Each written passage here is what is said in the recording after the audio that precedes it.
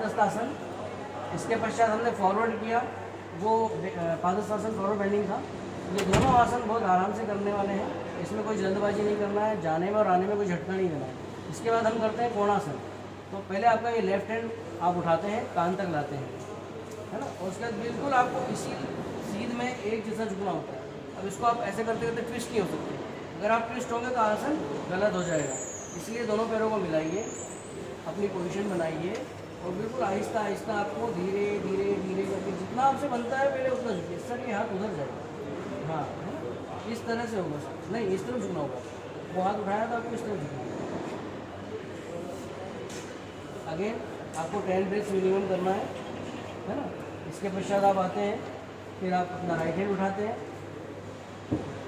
हथेली आपके कान की तरफ होगी सर, ऐसे घुमाइए कान की तरफ हथेली जी। और अब आप फिर झुकते हैं,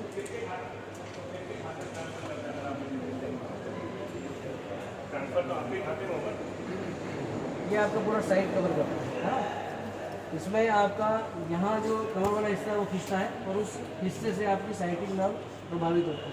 साइमल्टेनियसली आपके दोनों किडनी सॉकेट्स में भी इफेक्ट आता है ना, और हमारे किडनी के लिए भी अच्छा है। इसके बाद में आप दोनों पैरों में डिस्टेंस रख करके दोनों पाम्स को पीछे रखते हैं। आप आ जाइए, इस तरफ टर्न हो जाइए, दोनों पैरों को फैला लीजिए और दोनों पाम्स पीछे हिप्स पर रखिए इस तरह से, ठीक है।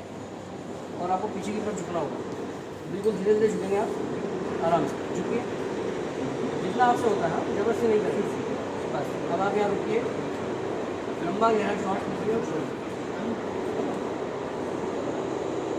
अब जैसे आप थोड़ा सा गर्दन झुकाइए, ये आपकी प्रॉपर पोजीशन हो गई। आप देख सकते हैं कि अगर जब हम इस पोजीशन में आते हैं तो हमारे थ्रोट पर खिंचाव आता है, तो ये हमारे लिए थायराइड के लिए भी अच्छा है। साइमल्टेनियसली जिन लोगों को टॉन्सिल की प्रॉब्लम है उनके लिए भी बेनिफिशियल है। और जितना यहाँ पे म्यूकस या कफ डिपोजिशन है वो लूज़ होता है, तो जो लोग थोड़ा अस्थमैटिक या इस टाइप की चीज़ें फील करते हैं सफोकेशन वाली, उनके लिए बेनिफिशियल है। जितना कफ आप ढीला करेंगे उतना रिलीज़ होगा, रिलीज़ होने पर आपका एरिया क्लियर हो जाता है। चेस्ट पर खिंचाव आता है जिससे कि आपके लंग्स और हार्ट मजबूत रहते हैं। अब अगर आप श्वास लेकर पेट फुला रहे हैं और दबा रहे हैं तो आपको एक तरफ तो खिंचाव आ रहा है बाहर की तरफ, और जब अंदर दबाते हैं तो दबाव आ रहा है। इस खिंचाव और दबाव से आपके पूरे ऑर्गन्स कवर होते हैं। आइए धीरे से, ठीक है, आइए।